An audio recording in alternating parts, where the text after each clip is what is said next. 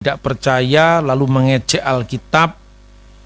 Saya bertanya, lalu hak mereka apa untuk mereka itu membahas kitab suci padahal mereka tidak mempercayainya?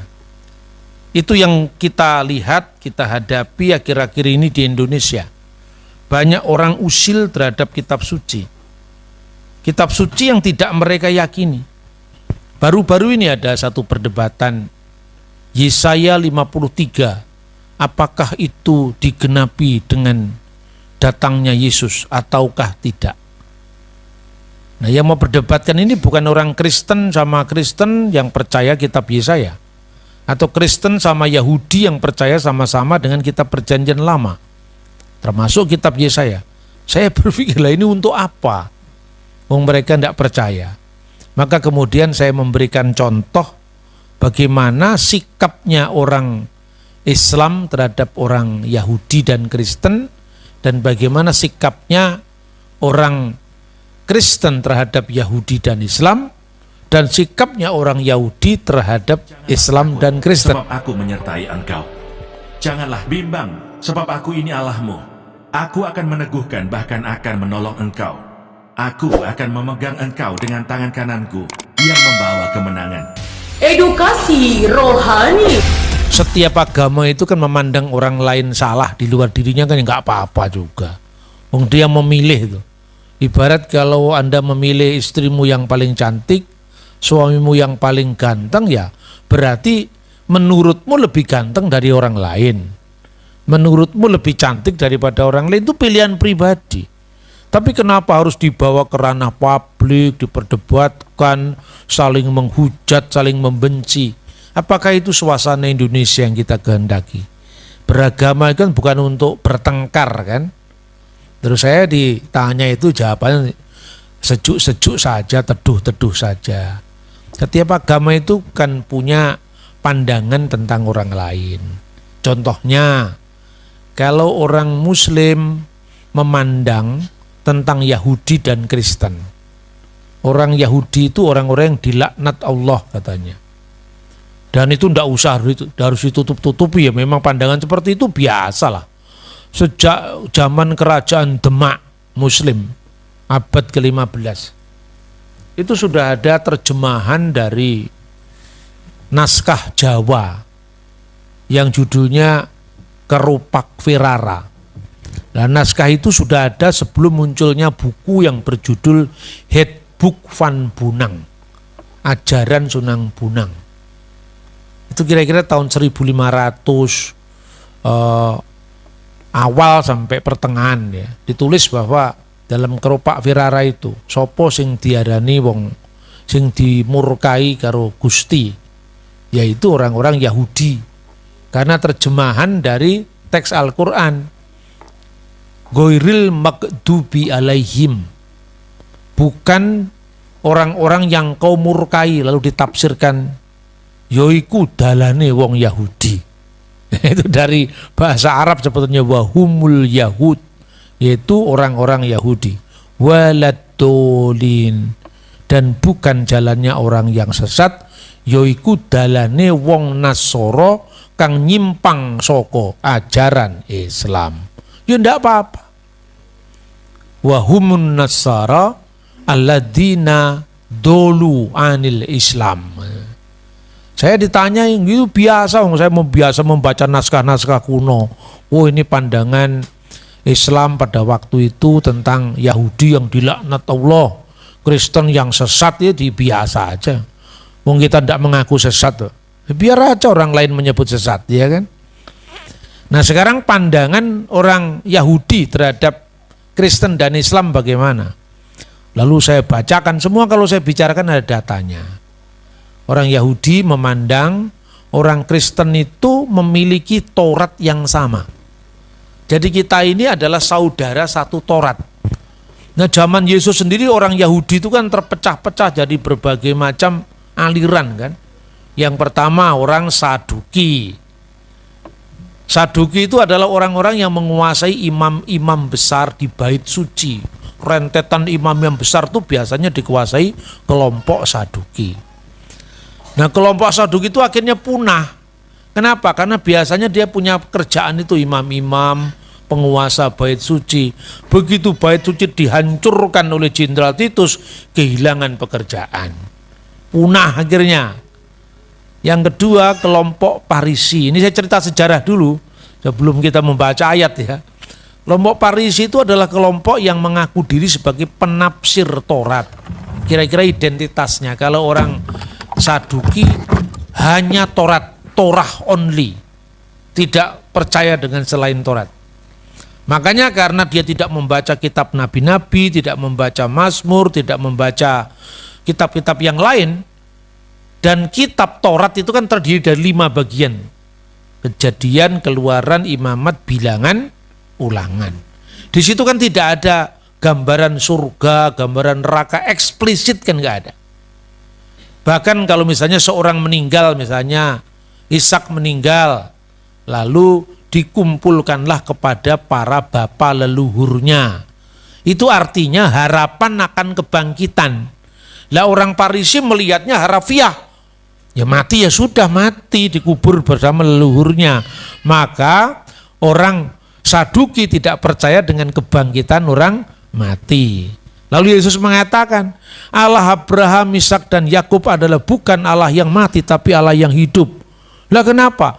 Karena dari Abraham dikenangkan kepada putranya, Ishak diajarkan kepada putranya Yakub. Kalau dia mati bagaimana ada mengabadikan yang lalu-lalu? Kita ini kadang-kadang secara tidak sadar, sebetulnya kita itu nggak ada orang yang namanya ateis. Contoh, orang ateis tidak perlu percaya pada hari akhir, tidak percaya dengan surga, tidak percaya dengan neraka kan, termasuk saksi Yehova itu tidak percaya dengan neraka. Tapi enaknya sendiri dia percaya surga. Itu saksi Yehova itu. Neraka itu tidak ada. Sebenarnya ketika orang merasa tidak mengakui keabadian. Terus pernah ada orang mau bikin patungnya Lenin. Lenin tahu tokoh komunis di Rusia, di Uni Soviet waktu itu. Terus ada orang bertanya, Tuhan untuk apa patung ini dibuat? Bukankah Lenin sudah mati? Kan orang komunis kan kebanyakan ateis, tidak percaya Tuhan itu ada. Bukankah Lenin sudah mati? Bukankah Karl Marx sudah mati? Oh enggak, kita hanya mengabadikan kenangan atasnya. Ayo perhatikan, mengabadikan. Secara tidak sadar dia percaya tentang yang abadi. Jadi tidak mungkin orang menyengal Tuhan itu sebenarnya tidak mungkin. Makanya pernah ada seorang filosof ateis ngakunya waktu dia hidup. Karena dia masih sehat, ya, masih bisa makan sate kambing sebanyak-banyaknya. Orang lupa bahwa manusia itu dilanda kerentaan akhirnya. Dia memproklamirkan Allah sudah mati, katanya Friedrich Nietzsche. Tapi di akhir hidupnya, ketika teman-teman seangkatnya sudah pada lewat, sudah pada berangkat ke alam sana, dia tidak punya teman dialog. Lalu dia mengeluh. Kepada siapa keluhannya? Teman sejawatnya tidak ada. Dia berdoa dengan doa yang mengharukan, meskipun dia tidak mau disebut doa. Tuhan yang asing bagiku. Tuhan yang asing bagiku. Karena bukannya Tuhan itu tidak ada, tapi Tuhan tidak ada bagi dia. Karena dia tidak mau menerima kehadiran Tuhan. Ini kira-kira gambaran dari kelompok Saduki. Nah kalau kelompok Parisi, semua peristiwa sejarah itu dicatat, dikenang, dihayati, diperingati, dirayakan. Itu orang Saduki. Sampai diberi tafsir-tafsir yang alegoris untuk mengenang itu. Musa dan Harun pernah membuat mujizat memukulkan tongkat di peristiwa Masa dan Meriba.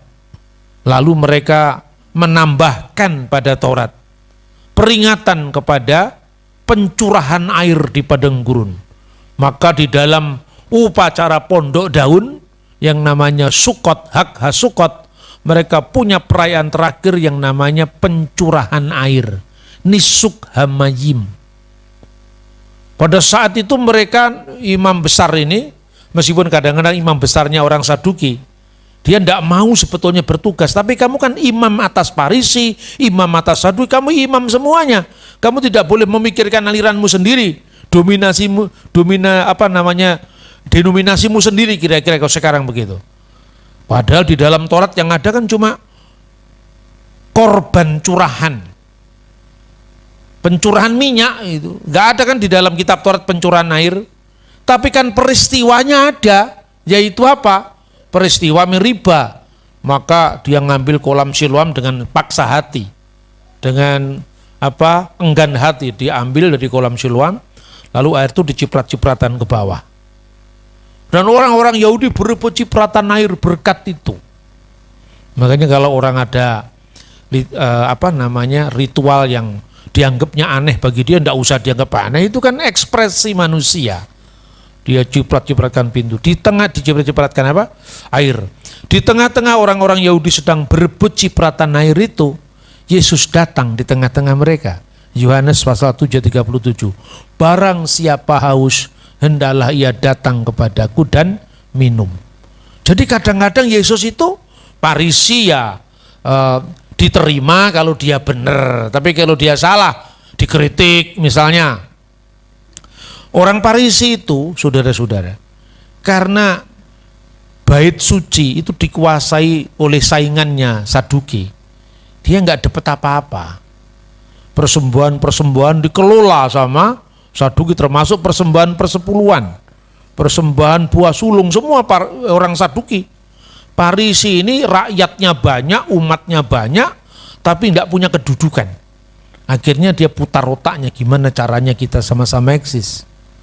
Dia lakukan yang namanya proselitisme, meyahudikan orang-orang bukan Yahudi, supaya jadi Yahudi, tapi motivasinya tidak tulus, supaya persembahannya ditarik ke kantong mereka, bukan ke orang Saduki yang mewakili bait Allah. Dalam konteks itulah Yesus mengkritik motivasi orang Farisi, bukan mengkritik pekerjaannya untuk memberitakan firman. Celakalah engkau ya ahli Taurat dan orang-orang Farisi, engkau mengarungi lautan, menjelajahi daratan hanya untuk menobatkan satu orang ke dalam agamamu. Setelah dia bertobat, kamu buat dia menjadi orang neraka yang lebih jahat dari kamu sendiri. Itu kritikan terhadap orang Farisi. Jadi Yahudi itu tidak satu sejak dulu. Ketika bait Allah itu hancur, saudara-saudara, kelompok Farisi ini sadar bahwa dia tidak punya bait Allah lagi. Lah, kelompok Farisi ini punya pengikut banyak masa rakyat, itu namanya kaum Selot. Selot itu kelompok revolusioner. Nah, makanya golongan-golongan Yahudi itu banyak. Kaum Selot itu aspirasinya bagaimana? Kami ingin menunggu Mesias politik, Mesias yang bisa membebaskan kami dari penindasan Roma, kira-kira seperti itu. Aspirasinya itu. Makanya mereka menolak Yesus. Karena Yesus itu tidak bisa diharapkan. Dia bukan Mesias politik pembebas. Malah dia mengatakan kerajaanku bukan dari dunia ini. Mereka menyambut Yesus ketika Yesus memasuki dari Betfage menuju ke Yerusalem. Dielu-elukan dengan daun palma. Hosana sang putra Daud, besok salibkan dia, karena nggak cocok dengan harapannya. Ini kebanyakan orang Farisi. Lalu orang-orang Selot ini melakukan pemberontakan terhadap Roma. Ini khotbah jarang kalau cerita sejarah ya. Tapi kalau saya khotbah cerita sejarah supaya Anda tahu ayat ini, kalau mau diputer-puter orang tidak bisa muter-muter lagi. Kita tahu sejarahnya. Kemudian orang-orang Selot ini melakukan pemberontakan. Nah, pemberontakan ini yang disebut perang Yahudi pertama. Berakhir dengan apa? Runtuhnya bait suci oleh Jenderal Titus. Orang Yahudi mengenang itu yang namanya Tis'a B'Av, tanggal 9 bulan Ab. Itu kira-kira 5 Agustus tahun 70 Masehi. Yesus sudah menubuatkan tidak satu pun batu terletak di atas batu yang lain, semua akan diratakan. Dan kenyataan kan? Tapi sebelum bait Allah itu hancur, ada seorang rabi namanya adalah Yohanan bin Zakkai. Rabi ini sadar, wah sebentar lagi kita tidak punya kebanggaan. Sebentar lagi kita tidak punya bait suci.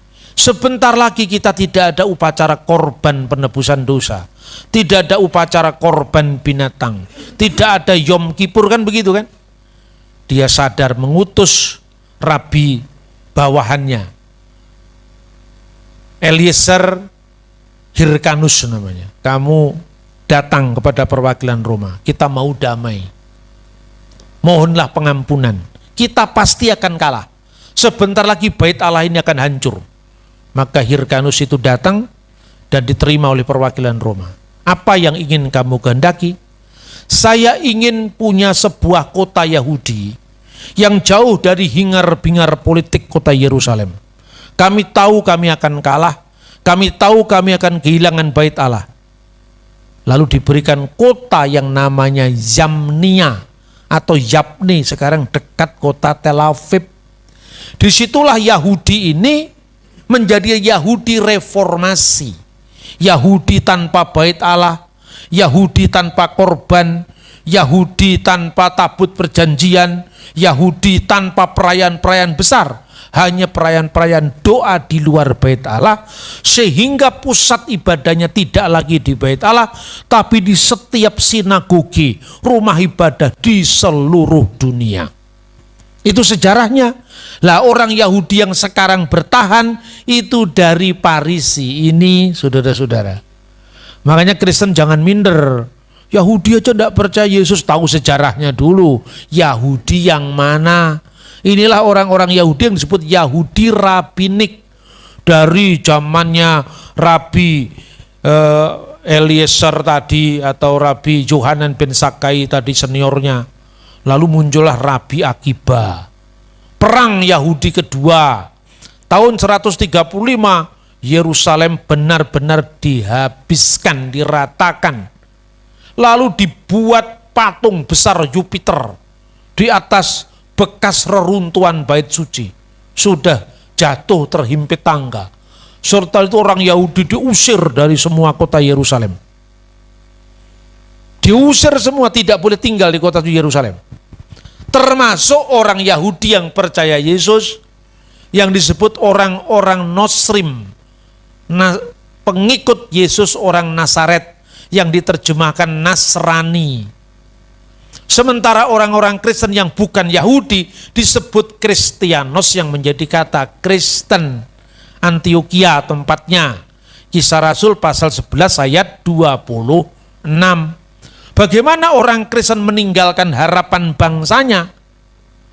Karena orang Kristen mengatakan, ketika pergerakan kebangsaan itu tidak membawa-bawa nama Mesias, saya sebagai orang Yahudi saya ikut.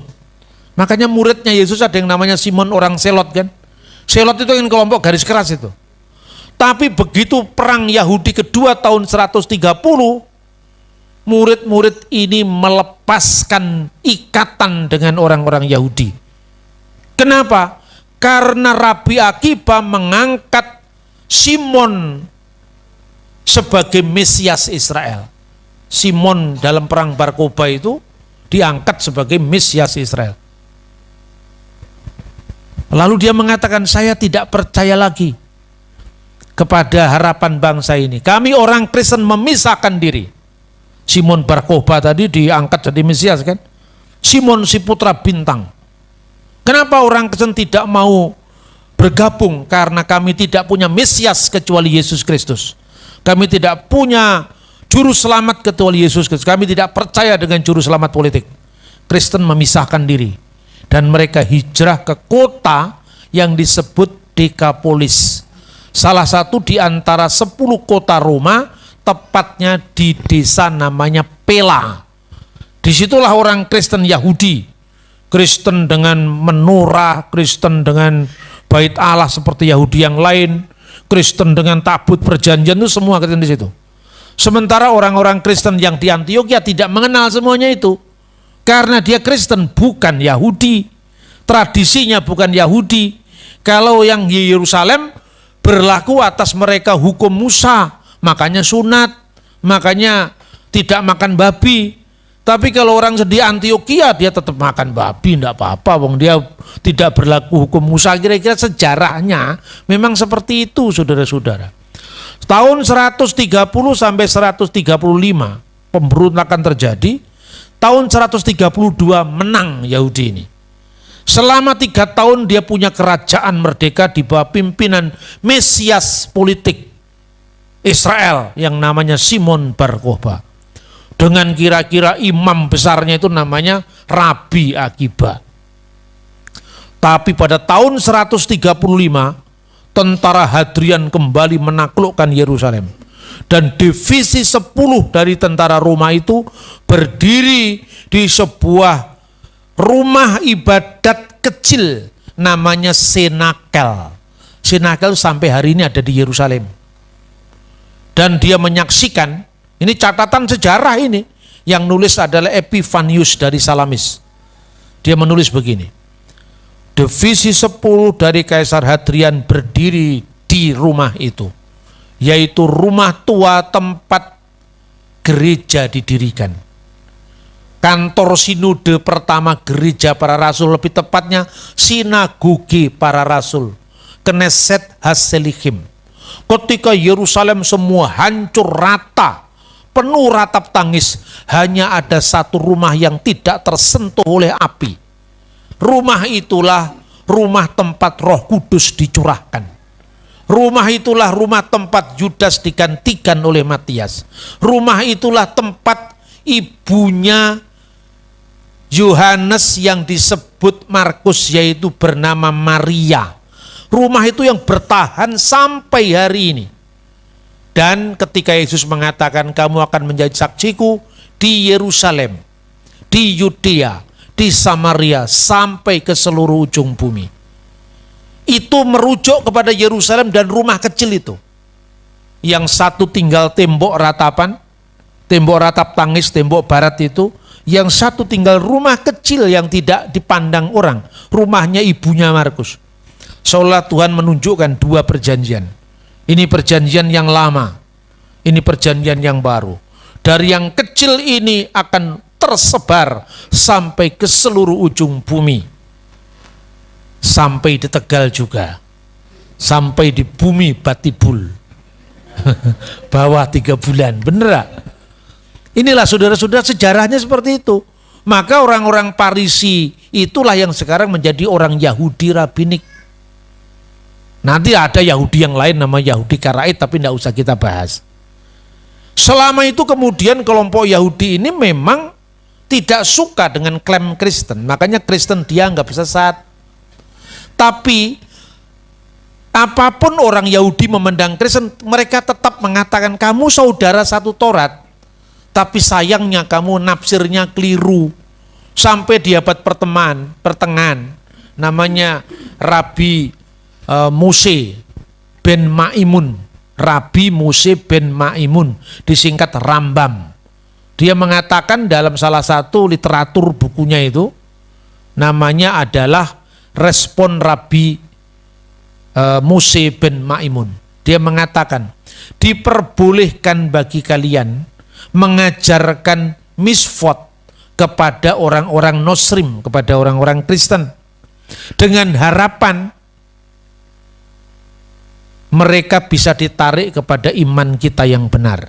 Berarti iman kita dianggap salah. Tapi tidak boleh kamu mengajarkan hukum-hukum ini kepada orang Muslim, katanya. Karena apa? Karena kepercayaan mereka itu bahwa Taurat tidak asli berasal dari Tuhan. Mereka menuduh Taurat kita sudah dipalsukan. Maka ketika mereka mencari ayat-ayat ini dan menguntungkan mereka, mereka akan menafsirkan menurut keinginan mereka. Tapi apabila tidak cocok, mereka akan menuduh Taurat kita palsu.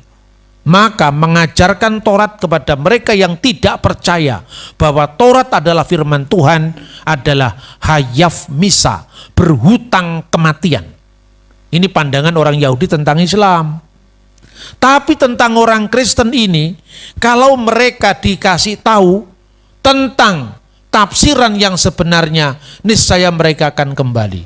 Dan kalaupun mereka tetap tidak mau kembali kepada ajaran agama kita, mereka tidak menjadi batu sandungan. Kenapa?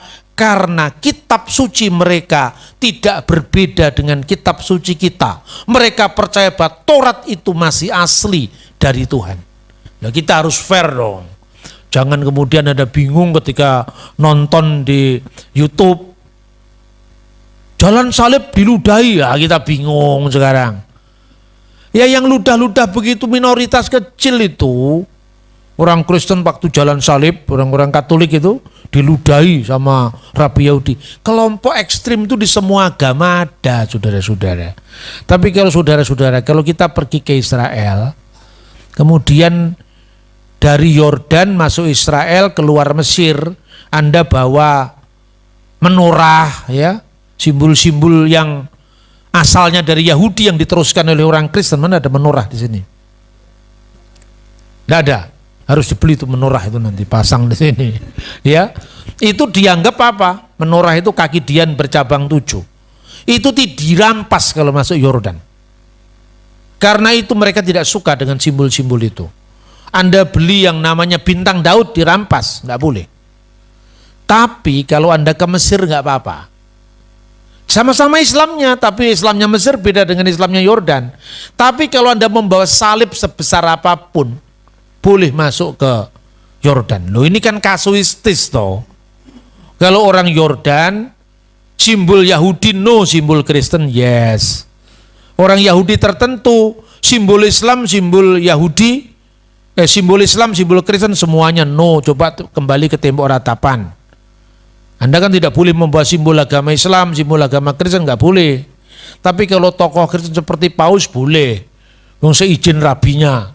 Begitu kira-kira, saudara-saudara. Itu kasus, dan orang yang meludahi jalan salib itu sudah ditangkap, diadili. Oh, dibesar-besarkan. Nah, kita melihat agama, melihat sejarah agama itu dari akarnya, bukan fenomenanya. Ini ada orang jalan salib diludahi, lalu diviralkan. Yahudi aja menolak Yesus, kenapa orang Kristen membela Israel, kan itu kan? Benar apa tidak? Ini fenomena, bukan ini fakta. Yang dibalik fakta yang sebenarnya, realitasnya tidak seperti itu. Nah, saudara-saudara, itu pandangan orang Yahudi tentang Kristen dan tentang Islam. Jadi orang Yahudi katanya ini lebih suka masuk masjid kalau terpaksa tidak ada rumah ibadat. Itu dulu, sekarang enggak juga. Kenapa? Pertimbangannya karena di masjid tidak ada gambar, cocok dengan tradisi Yahudi. Tapi di gereja ada gambar Yesus, ada salib, dianggap penyembahan berhala gitu loh. Jadi yang direaksi itu adalah apa yang tampak di permukaan. Tapi 60 rabi-rabi Yahudi menandatangani deklarasi tahun 2017, judul deklarasinya melakukan kehendak Bapa Surgawi, mengakui Kristen tidak menyembah berhala. Itu kan perkembangan. Jadi di kalangan Yahudi ada yang moderat, ada yang fanatik. Di Kristen pun juga mirip. Ada yang menghadapi Islam itu seperti musuh besarnya. Ada yang sahabat lah, beda ya beda. Tapi tidak usah dipertengkarkan. Bagi kita gimana pandangan kita tentang Yahudi, tentang Islam? Boleh dong. Kita dipandang Yahudi sebagai salah menafsirkan Taurat, ya nggak apa-apa. Ya, maka kalau kita memandang orang lain juga jangan disalahkan. Bagi kita orang Kristen, orang Yahudi saudara satu Taurat. Sama dengan orang Yahudi memandang Kristen. Karena kitabnya Yahudi itu sama dengan kitab kita Alkitab ini. PL-nya saja, PLPB-nya dia tidak percaya. Perjanjian lamanya dia percaya, itu Yahudi. Lah dua agama berpisah 2000 tahun, kitab sucinya masih sama, apa bukan keajaiban dunia itu? Nah itulah sebabnya orang Kristen juga punya pandangan tentang Yahudi. Yahudi itu saudara kita dalam satu Taurat. Umat Tuhan dalam penantian. Karena mereka masih menanti Sang Mesias. Kalau kita umat Tuhan dalam penggenapan. Gitu loh. Bagi kita orang Yahudi, mereka itu adalah beriman kepada Allah yang sama. Allah Abraham, Allah Ishak, Allah Yakub. Tetapi Allah yang belum menyatakan diri secara paripurna dalam Yesus Kristus. Karena Kristen itu diberitahu oleh Alkitab, ya, Perjanjian Baru maksudnya, rahasia yang didiamkan selama berabad-abad sekarang sudah disingkapkan, yaitu apa? Kedatangan Yesus, saudara-saudara. Itulah tingkat iman Yahudi, itu iman etisnya Abraham. Kenapa iman etisnya Abraham sekarang? Karena Abraham suruh berangkat, dia tidak tahu alamatnya berangkat kok dia. Kalau bukan iman bagaimana? Pergilah kamu ke suatu negeri yang akan kutunjukkan kepadamu. Dia belum tahu tempatnya, kok mau berangkat dia? Itulah yang namanya Abraham diikat oleh kesetiaan Allah yang tidak kelihatan. Makanya monoteisme Yahudi, monoteisme Abraham. Dia taat tapi dia tidak tahu apa yang diimani atau belum tahu yang diimani. Maka bagi kita, ya, orang Islam juga mirip Yahudi, hanya bedanya kalau orang Yahudi itu saudara satu Taurat, Islam saudara satu Tuhan. Tuhan kan pencipta langit dan bumi, kan Tuhannya satu kan. Bahwa dia tidak percaya Yesus itu kan karena apa? Pemahamannya berbeda. Semua alam semesta ini termasuk bebek, rojo koyo, injang medaling pangunan, suruh bali yang kandangi dewi-dewi. Ceritanya wayang itu. Sampai uget-uget kan ciptaannya Gusti Allah.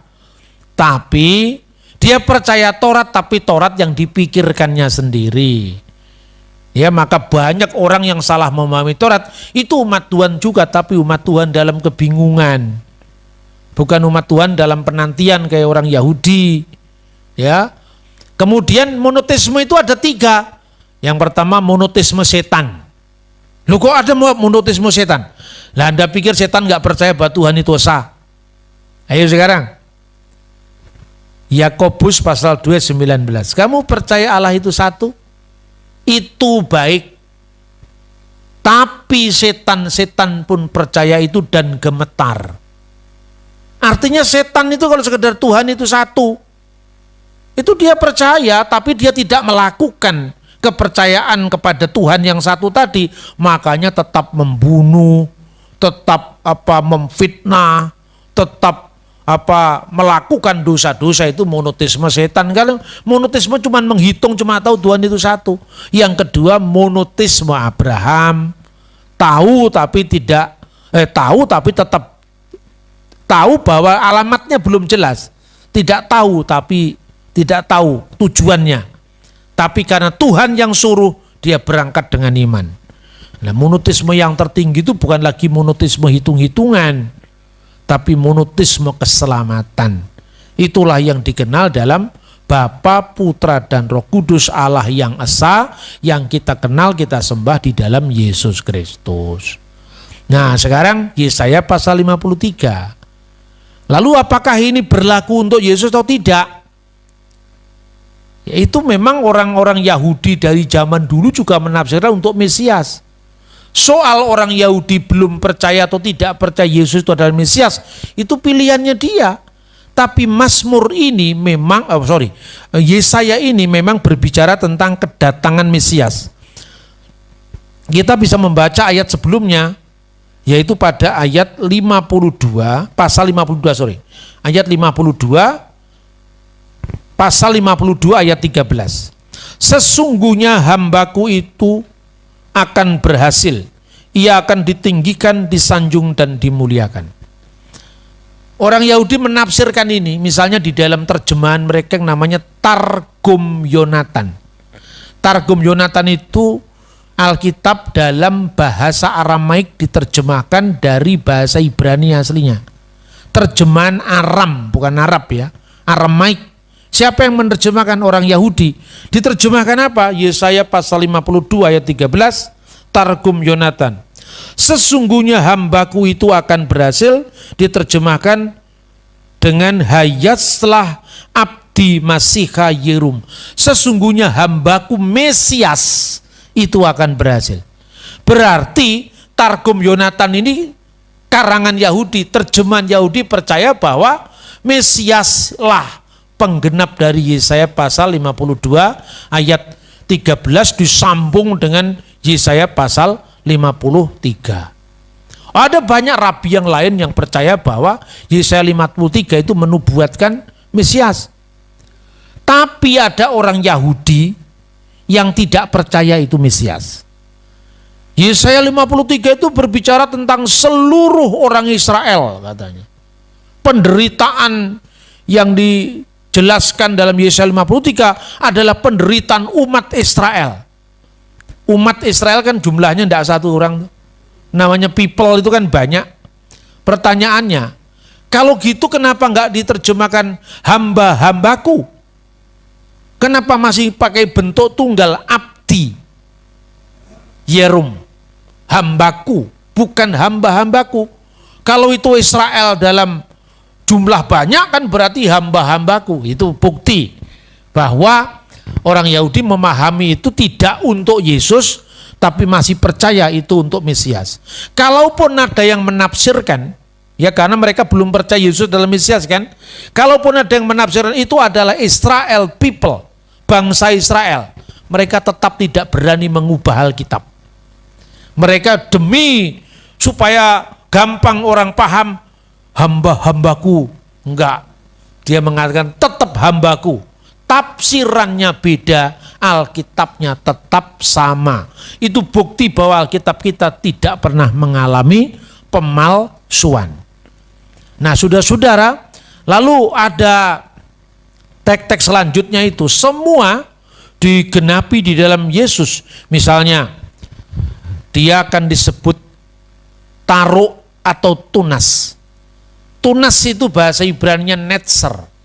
Kata netzer itu yang menjadi kata Nasaret. Dan Nasaret itu yang kecil yang tidak pernah dipandang orang. Tapi dengan berkah keselamatan yang datang itu, kita mengenalnya Yesus orang Nasaret. Dia akan disebut orang Nasaret. Itu dari kata netzer. Maka kemudian orang tanya, mana ada ayatnya? Dia akan disebut orang Nasaret ya, karena teks aslinya memang netzer, teks bahasa Indonesianya tunas tadi.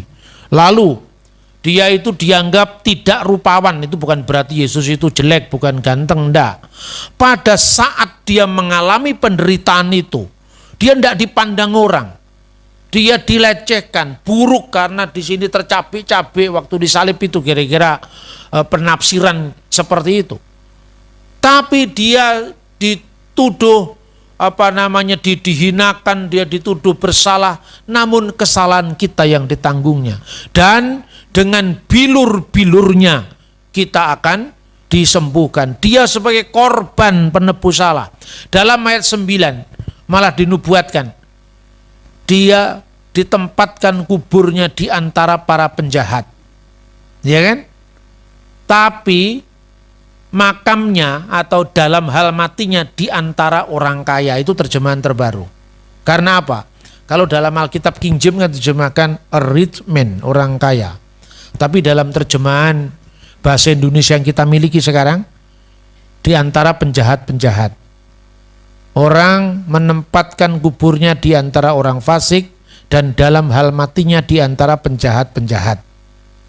Tapi kalau saudara membaca Alkitab terjemahan terbaru, terjemahan baru Lembaga Alkitab Indonesia edisi 2. Itu terjemahannya, orang menempatkan kuburnya di antara orang-orang fasik dan makamnya di antara orang kaya.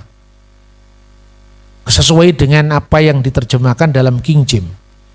Orang bingung, loh Alkitab kok direvisi? Yang direvisi terjemahannya bro. Teks aslinya nggak direvisi, ya. Saya mau menjelaskan ini kan tidak mudah, tapi lebih baik Anda mendengarkan dari saya, sulit dulu ndak apa-apa. Anda ndak ngerti, belum ngerti tetap bisa masuk surga. Daripada Anda mendengar dari orang luar. Dan orang luar ini kalau ngomong meyakinkan sekali seolah-olah ahli segala-galanya. Tapi kita di gereja ini kadang-kadang diberi makanan yang empuk. Ketika dapat yang keras, sambat kita. Makanya saya paksa, siap tidak siap harus siap. Anda dipersiapkan oleh Tuhan untuk melayani generasi yang akan datang. Nah, generasi akan datang itu. Sekarang ini kalau pendeta khotbah di mimbar, ada yang tidak mematikan HP-nya. Di cross check, bener gak Pak Pendeta ngomong? Lewat Google bisa ketemu. Bener apa tidak? Maka kita harus melihat ini dengan kritis, jangan gampang percaya dengan berita yang diumbang-ambingkan orang di luar itu. Nah, saya ceritakan. Di antara dua yang saya sebutkan, Parisi dan Saduki, masih ada satu lagi sebetulnya. Namanya Eseni. Orang Eseni itu, mereka memisahkan diri dari lembaga bait suci di Yerusalem sebelum zaman Yesus. Kira-kira tahun 152 sebelum Masehi. Kenapa? Dianggapnya Yerusalem sudah terlalu korup. Para imam itu memikirkan kepentingan sendiri, menumpuk harta kekayaan tidak untuk umat. Lalu mereka keluar dari Yerusalem, lalu mendirikan sebuah pemukiman baru di tempat yang namanya Wadi Qumran.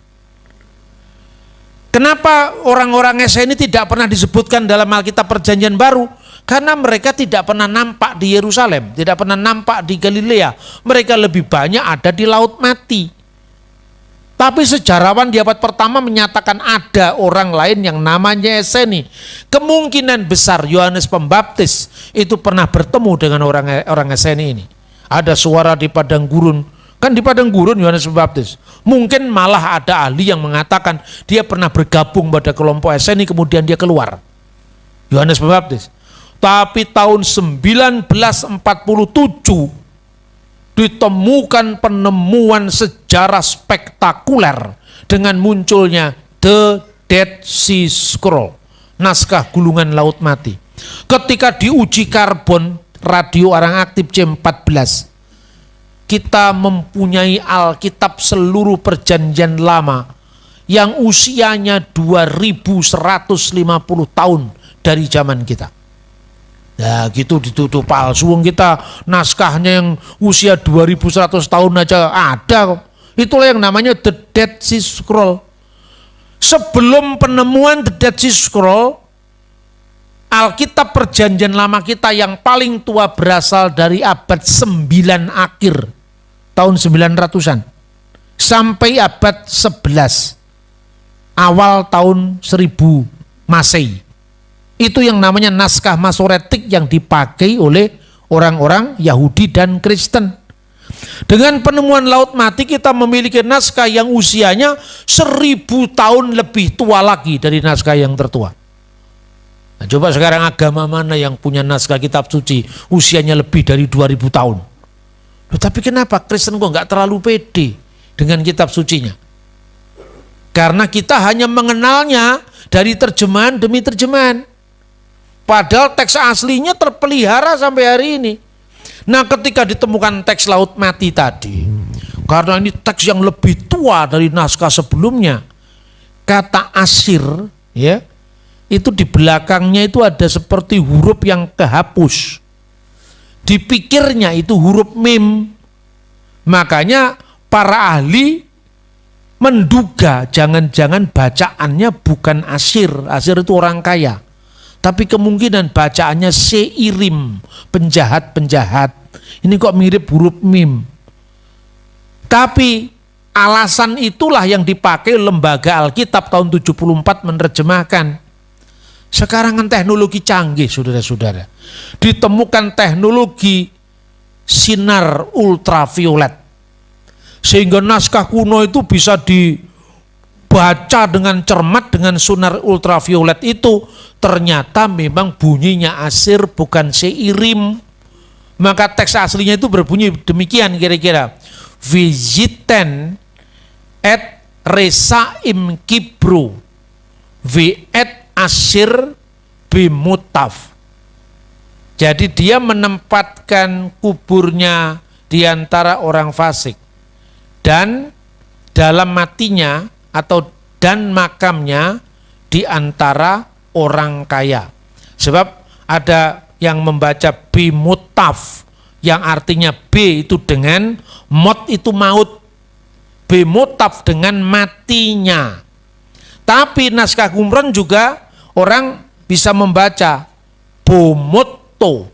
Jadi EOU itu belum ada pada zaman sebelum abad ke-5 Masehi.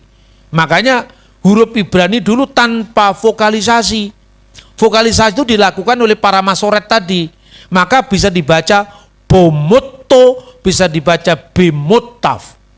Artinya menjadi beda, tapi arti yang berbeda tidak mengubah makna keseluruhan dari seluruh peristiwa Yesaya pasal 53. Lah kok bisa Pak berbeda-beda? Naskah kuno di mana-mana begitu, tidak pernah ada Injil yang turun dari langit, tidak pernah ada Taurat yang turun dari langit.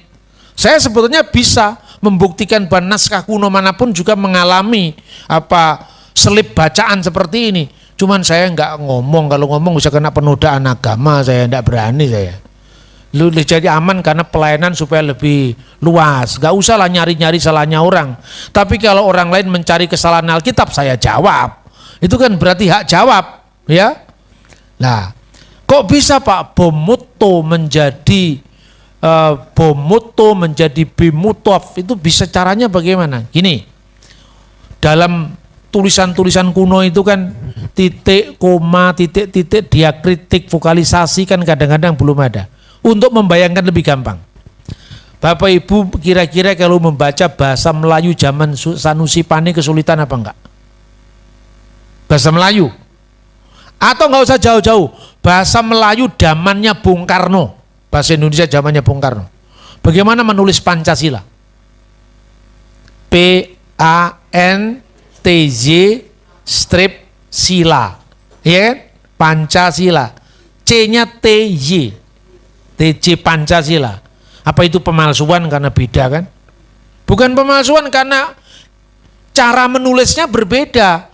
Lah cara menulis yang berbeda itu juga bentuk huruf kadang-kadang berbeda. Kan itu bergeser, misalnya ya. Zamannya Raja Daud, huruf dalet itu bentuknya seperti segitiga ini. Dari mana kita tahu ini bukan ngarang? Ada prasastinya. Kalender pertanian di zaman Raja Salomo sekarang ditemukan. Namanya kalender Geser. Cari aja di Google, Geser kalender in the time of King Solomon, muncul di situ. Sekarang ini semua sejarah itu bisa terungkap. Anda lihat huruf D-nya itu seperti kotak, seperti segitiga begini. Nah, segitiga begini dengan begini dibentuknya jadi perisai Daud. D itu artinya nama Daud. Nama Daud itu nilainya 14. Dalet itu nilainya 4. Vav nilainya 6. Dalet nilainya 4. 4 tambah 6 tapi jumlahnya 14. Makanya inilah silsilah Yesus Kristus anak Daud anak Abraham. Sefer Toledot Yesua Hamasiah ben David ben Abraham. Dari Abraham sampai pembuangan Babel, berapa jumlahnya? 14. Dari pembuangan Babel sampai dari Abraham sampai Daud jumlahnya 14. Dari Daud pada pembuangan Babel jumlahnya 14. Dari pembuangan Babel sampai kepada Yusuf suami Maria melahirkan Yesus jumlahnya 14. Itu angka namanya Raja Daud. Karena itu menjelaskan inilah silsilah Daud, bahwa juru selamat lahir dari benih Daud. Makanya ketika orang Samaria memprotes, kami tidak mau ikut Yehuda, tidak mau ikut keturunan Daud, dia merasakan Mesias yang akan datang yang mereka menyebut Nabi Pemulih. Dari nubuatan kitab Ulangan pasal 18-15 itu bukan dari Yehuda, tapi dari suku Yusuf, kata orang Samaria. Ini perpecahan pertama Yahudi. Yesus tidak bisa mentolerir itu. Kamu menyembah Allah yang tidak kamu kenal. Kami menyembah Allah yang kami kenal karena keselamatan datang dari bangsa Yahudi. Karena Yehuda sukunya Daud. Jadi kebenaran Alkitab itu terungkap secara detail. Huruf-hurufnya juga bayangkan. Nah itu saudara-saudara. Makanya kemudian ungkapan seperti cara menulis dan yang berbeda itu nggak usah dipersoalkan, itu wajar-wajar saja.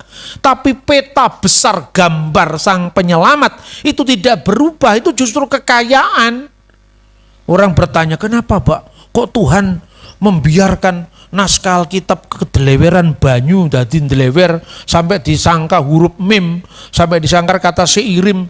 Terus saya jawab, Tuhan itu kan tidak memperlakukan manusia seperti robot. supaya kita pinter, makanya disuruh meneliti. Nah, ketika kemudian diteliti lebih jauh lagi, ternyata bunyinya tetap asir. Tapi tentang bomut tadi, makamnya atau dalam hal matinya kira-kira seperti ini. Tadi saya nanya kepada yang ngantar saya ke sini, Pak, berapa lama kira-kira ke Tegal? Ya kira-kira 3-4 jaman lah. 4 jaman lah. Kira-kira 4 jam itu jaman. Di sini akhiran yang menunjukkan kira-kira bukan pasti. 4 jaman lah Pak. Kira-kira 1000 tahun kemudian orang membaca. Berapa jauhnya antara Wonosobo ke Tegal? 3 zaman. Wah, zaman Jepang, zaman Belanda, zaman Republik. Masa begitu? Ayo sekarang. Ngomongnya seperti ini kan ilmiah. Saya lebih sejahtera dengan diberi Tuhan kesulitan seperti ini supaya kita meneliti, memahami, lebih dalam pemahaman kita. Didadi wong pinter kok ora gelem. Yesus itu menghendaki kita suruh jadi orang pinter, suruh jadi meneliti, bukan berangasan. Contoh yang kedua, bahwa kata sambung itu kadang-kadang dibaca dan orang bisa salah. Karena titik komanya belum jelas. Contohnya, menyang pasar, tuku kacang lanjaran. Ayo, sekarang kalau komanya titiknya, komanya tidak jelas gimana akibatnya? Menyang pasar, tuku kacang lanjaran. Berarti beli kacang dan beli jaran. Ini naskahnya koma titik komanya tidak jelas Pak. Jadi yang benar kita berdebat soal teks ini kan. Zaman kuno itu kalau dipahami zaman modern 1000 tahun, 2000 tahun wajar kan? Menurut kamus ini, wah misalnya kata lan artinya dan misalnya. Jadi artinya ini yang paling benar. Ke pasar beli kacang dan beli kuda. Tuku kacang lanjaran. Satunya ndak. Ini pasti penulisnya itu tidak cermat karena itu mestinya jeda. Karena kertasnya hampir habis, maka ditulis kacang lanjaran. 1000 tahun orang nyangka kacang lanjaran itu terpisah, padahal kacang lanjaran itu kacang panjang. Paham nggak? Kira-kira gampangannya gitu kan? Makanya kalau saya ajak ngomong bahasa Ibrani kan kesulitan. Tak kayak contoh tuku kacang lanjaran. Nah sekarang, ketika teks itu tidak jelas, apa ndak ada cara lain? Ada, arkeologi, sejarah. Coba baca buku sejarah. Pasar-pasar di Jawa pada abad 19 biasanya di bawah pohon beringin. Lalu penjual kacang, penjual madu, penjual bumbu-bumbu, penjual daging ada di bawahnya. Mereka hanya pakai tikar. Karena itu kalau bangkrut namanya gulung tikar. Benar apa tidak? Karena dagangnya pakai tikar. Bahasa ini muncul karena konteks. Gitu loh saudara-saudara. Nah, jadi tidak mungkin secara arkeologi berdasarkan sejarah dan temuan biasanya pasar kuda itu terlepas dari pasaran kacang dan sayur-sayuran. Maka teks ini tidak mungkin diartikan kacang dan jaran gitu loh. Paham nggak? Makanya baca Alkitab itu tidak hanya butuh teksnya di otak-atik, tapi konteks sejarahnya dan arkeologinya. Itulah hebatnya Alkitab. Amin. Ternyata ini clear semua. Nah, kapan penggenapannya?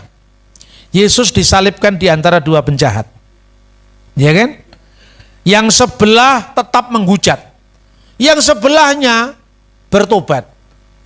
Yesus, ingatlah akan aku apabila engkau sampai di kerajaanmu. Lalu Yesus bersabda, sesungguhnya hari ini juga engkau bersama-sama dengan aku dalam Firdaus. Itu dalam Injil Lukas. Jadi mereka merencanakan karena matinya Yesus itu mati sebagai kriminal di mata Roma. Maka dia mesti dikuburkan di antara para kriminal. Tapi karena tidak ada kejahatan dan tipu tidak ada di mulutnya. Apa alasannya dia harus menguburkan di antara para penjahat? maka kuburnya di antara orang kaya. Siapakah dia? Yusuf Arimatea. Sampai sedetail itu kita memahami kitab suci. Luar biasa kan? Itu nubuatan 700 tahun sebelum peristiwanya terjadi, saudara-saudara. Masih ada lagi satu contoh orang usil mempersoalkan Alkitab. Ayo kita baca lagi. Di dalam ayat 10, ya. Yesaya 53 ayat 10. Tetapi Tuhan berkehendak meremukkan dia dengan kesakitan. Apabila ia menyerahkan dirinya sebagai korban penebus salah, ia akan melihat keturunannya, umurnya akan lanjut, dan kehendak Tuhan akan terlaksana olehnya. Nah, ada orang yang jumawa. Bagaimana dengan ayat ini, Pak? Umurnya akan lanjut, berarti Yesus jadi kakek-kakek dulu, Pak, baru digenapi. Padahal dia mati umur 33 tahun. Bagaimana ayat Alkitab tidak konsisten? Katanya nubuat, ternyata salah. Ya jangan keras-keras dulu ngomongnya. Golek keliru malah isin. Yang kedua dikatakan di antara ia akan melihat keturunannya. Keturunannya itu benihnya. Itu sebetulnya bahasa aslinya nafsu yir'eh zera. Keturunan itu. Dia akan melihat benihnya. Lah benih itu maknanya bukan hanya benih jasmani, tapi juga benih rohani. Kata itulah yang dalam perjanjian baru juga pernah dijumpai dengan padanannya dalam bahasa Yunani. Karena kita ini dari keturunan Allah. Apa ya Gusti Allah itu beranak kan? Ya enggak. Artinya spiritnya orang itu berasal dari mana? Kalau dia berbuat jahat disebut anak-anak kegelapan. Bukan berarti ditafsirkan orang Papua. Itu rasialisme itu. Rasisme itu, sorry. Tapi kalau anak-anak yang memilih yang kebenaran disebut anak-anak terang. Boleh juga disebut ini anak-anak Tuhan, satunya anak-anak setan. Itu kan perumpamaan. Masa mau perumpamaan aja enggak bisa. Kalau Allah punya anak, siapa bidannya? Ketawa semua. Ya kan? Nah keturunannya sini maknanya apa? Kita akan lihat kitab Kejadian. Pasal 3 ayat 15. Kata keturunan itu adalah Zerah. Kita akan lihat. Aku akan mengadakan permusuhan antara engkau dan perempuan ini. Antara keturunanmu dan keturunannya. Uben zar'aka, uben zar'ah. Keturunanmu dan keturunannya. Keturunannya akan meremukkan kepalamu dan engkau akan meremukkan tumitnya. Perhatikan. Pertama, antara keturunanmu dan keturunannya. Keturunan perempuan itu siapa? Yesus. Itu keturunan secara fisik. Karena Yesus benar-benar jadi manusia. Tapi antara keturunanmu dan keturunannya, keturunannya setan, keturunannya ular itu apa? Apa keturunan fisik kan enggak, setan bukan fisik kok. Ular itu kan bukan ular biasa, itu kan jilmaannya setan kan. Antara keturunanmu, keturunan Hawa dan keturunan setan. Masa setan punya keturunan?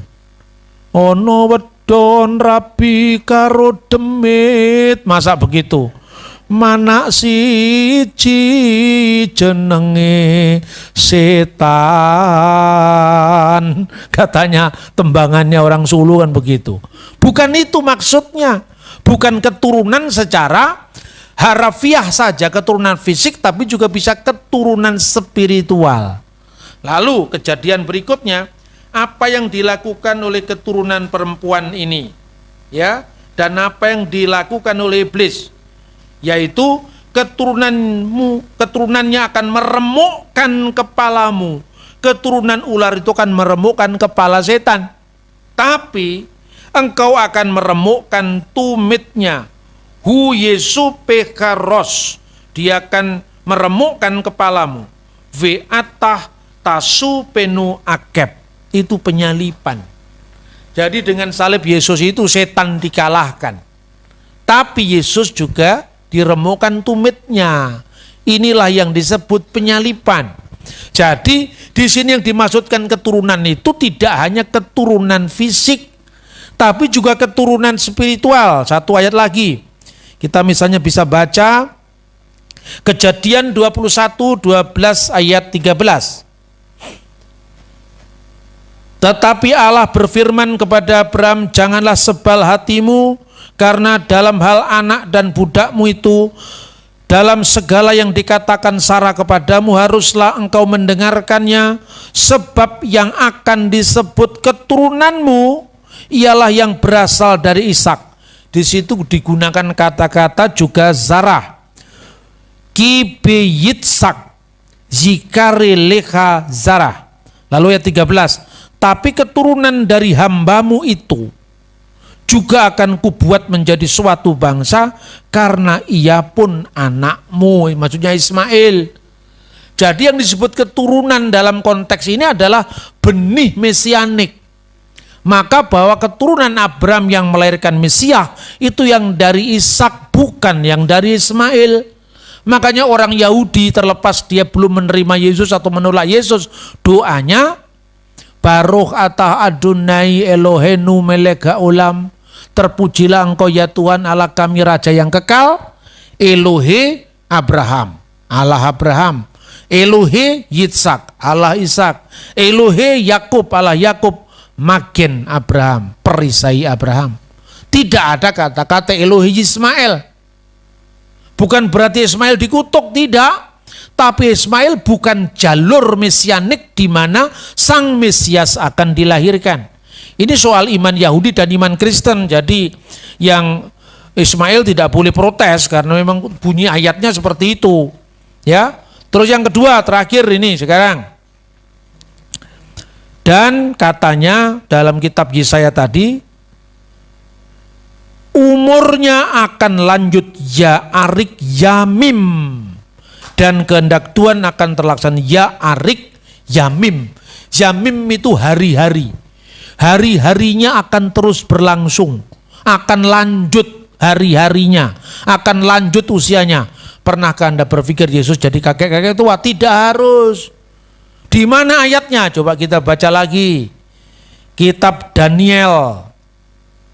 Ya, kitab Daniel pasal 7 ayat 13 sampai 14. Aku terus melihat dalam penglihatan malam itu, tampak datang dengan awan-awan dari langit seorang seperti anak manusia. Datanglah ia kepada yang lanjut usianya. Siapa di sini lanjut usianya? Dan dia akan dibawa ke hadapannya, huruf besar. Ini Tuhan. Lalu diberikan kepadanya kekuasaan dan kemuliaan dan kekuasaan sebagai raja. Maka orang-orang dari segala bangsa, segala suku bangsa, segala bahasa mengabdi kepadanya. Kekuasaannya adalah kekuasaan yang kekal, yang tidak akan lenyap, dan kerajaannya ialah kerajaan yang tidak akan musnah, tidak akan berkesudahan. Kebar enas dalam bahasa Aram, ini bagian kitab Daniel ditulis dalam bahasa Aramaik, tidak lagi bahasa Ibrani. Kebar, ke itu seperti, bar itu anak, nas itu manusia. Kebar enas seperti anak manusia. Lalu dibawa ateh hawa veat atik yomaya. Atik yomaya itulah yang diterjemahkan lanjut usianya, bukan lanjut usia bahasa Indonesia. Kakek-kakek tua pakai teken, tidak. Yang hari-harinya terus tidak pernah berhenti, terus kekal, terus tidak berkesudahan. Yomaya itu kata jamak dari hari-hari, yang hari-harinya tidak akan berakhir. Ini merujuk kepada Tuhan sendiri, kepada Allah sendiri. Makanya di hadapannya, kepada Allah tadi, diberikan kepada sang anak manusia itu kuasa atas segala bangsa, suku, bahasa, dan bahasa menyembah dia. Jadi ingat ya, usianya akan lanjut, bukan dia gambarkan kakek-kakek tua, tapi asalnya dari kitab ini, kitab Daniel ini. Nah, dengan demikian hampir seluruh perjanjian lama itu ratusan nubuat berbicara tentang kedatangan Yesus sang Mesias. Nah, soal orang Yahudi tidak percaya atau belum percaya, yaitu karena dia Yahudi bukan Kristen. Tapi bahwa akarnya Yahudi, akarnya Kristen itu satu, yaitu Taurat. Maka kemudian jangan orang Kristen yang tidak paham mengatakan hukum Taurat harus dipertentangkan misalnya dengan Efesus, ya. Itu nanti kita bahas besok lah, saya bahas supaya lebih jelas sambungannya besok ketika berbicara tentang the Dead Sea Scroll, naskah laut mati. Tidak mungkin Paulus bertentangan dengan Yesus. Yesus mengatakan, aku datang bukan untuk meniadakan hukum Taurat dan kitab para nabi, tetapi menggenapinya. Itu maknanya apa? Besok saya jelaskan. Moga apa yang kita pelajari dari penggenapan firman Tuhan dalam Yesaya 53 itu benar-benar meneguhkan iman kita, sehingga iman kita tidak gampang diombang-ambingkan oleh berbagai macam pandangan awam yang sekedar otak-atik, seperti mengotak-atik tuku kacang lanjaran tadi tanpa melihat konteksnya. Tuhan memberkati kita. Amin. Berikan kemuliaan untuk Tuhan kita Yesus Kristus. Bapa Surgawi, kembali kami naikkan syukur kehadirat-Mu Tuhan. Kami takjub, kami heran, kami merasa luar biasa firman-Mu digenapi dalam kehidupan Tuhan Yesus Kristus. Karena itu Bapa, terima kasih Engkau sudah mencerahkan kami dengan firman-Mu yang luar biasa. Detil penggenapannya di dalam Sang Kristus. Kami berdoa kepada setiap orang yang tidak percaya. Kalau mereka tidak percaya dan tidak mengganggu Tuhan, sentuhlah hati mereka agar kelembutan itu yang menyentuh mereka, kelembutan pemahaman itu tidak membuat mereka menolak. Tapi apabila pun mereka tetap mengeraskan kepalanya, mengeraskan hatinya, itu adalah pilihan setiap orang. Karena itu Tuhan, jangan batasi kasih-Mu hanya kepada kami, tapi kasih-Mu curahkan kepada setiap orang. Yang mencari Engkau akan mendapat, yang mengetuk pintu akan dibukakan pintu, dan yang meminta akan mendapatkan jawabannya. Malam ini kami percaya, karena kalau Engkau menggenapi firman-Mu begitu detailnya, Engkau juga akan menggenapi apa yang kami inginkan, asal itu seturut dengan kehendak Tuhan. Terima kasih Bapa, terima kasih. Kami berdoa, mengucap syukur, menaik-naikkan segala puji-pujian itu hanya di dalam nama Yesus Kristus, Tuhan dan Juru Selamat kami. Amin. Pasal 10. Gembala yang baik. Aku berkata kepadamu, sesungguhnya siapa yang masuk ke dalam kandang domba dengan tidak melalui pintu, tetapi dengan memanjat tembok, ia adalah seorang pencuri dan seorang perampok. Tetapi siapa yang masuk melalui pintu, ia adalah gembala domba. Untuk dia penjaga membuka pintu, dan domba-domba mendengarkan suaranya, dan ia memanggil domba-dombanya masing-masing menurut namanya, dan menuntunnya keluar. Jika semua dombanya telah dibawanya keluar, ia berjalan di depan mereka, dan domba-domba itu mengikuti dia, karena mereka mengenal suaranya. Tetapi seorang asing pasti tidak mereka ikuti, malah mereka lari daripadanya, karena suara orang-orang asing tidak mereka kenal. Itulah yang dikatakan Yesus dalam perumpamaan kepada mereka, tetapi mereka tidak mengerti apa maksudnya. Ia berkata demikian kepada mereka. Maka kata Yesus sekali lagi, Aku berkata kepadamu, sesungguhnya akulah pintu ke domba-domba itu. Semua orang yang datang sebelum aku adalah pencuri dan perampok, dan domba-domba itu tidak mendengarkan mereka. Akulah pintu, barang siapa masuk melalui aku, ia akan selamat, dan ia akan masuk dan keluar dan menemukan padang rumput. Pencuri datang hanya untuk mencuri, dan membunuh, dan membinasakan. Aku datang supaya mereka mempunyai hidup, dan mempunyainya dalam segala kelimpahan. Akulah gembala yang baik. Gembala yang baik memberikan nyawanya bagi domba-dombanya. Sedangkan seorang upahan yang bukan gembala dan yang bukan pemilik domba-domba itu sendiri, ketika melihat serigala datang, meninggalkan domba-domba itu lalu lari, sehingga serigala itu menerkam dan mencerai-beraikan domba-domba itu. Ia lari karena ia seorang upahan dan tidak memperhatikan domba-domba itu. Akulah gembala yang baik, dan aku mengenal domba-dombaku, dan domba-dombaku mengenal aku, sama seperti Bapa mengenal aku, dan aku mengenal Bapa, dan aku memberikan nyawaku bagi domba-dombaku. Ada lagi padaku domba-domba lain yang bukan dari kandang ini. Domba-domba itu harus kutuntun juga, dan mereka akan mendengarkan suaraku. dan mereka akan menjadi satu kawanan dengan satu gembala. Bapa mengasihi aku oleh karena aku memberikan nyawaku untuk menerimanya kembali. Tidak seorang pun mengambilnya daripadaku, melainkan aku memberikannya menurut kehendakku sendiri. Aku berkuasa memberikannya dan berkuasa mengambilnya kembali. Inilah tugas yang kuterima dari Bapakku. Maka timbullah pula pertentangan di antara orang-orang Yahudi karena perkataan itu. Banyak di antara mereka berkata, "Ia kerasukan setan dan gila.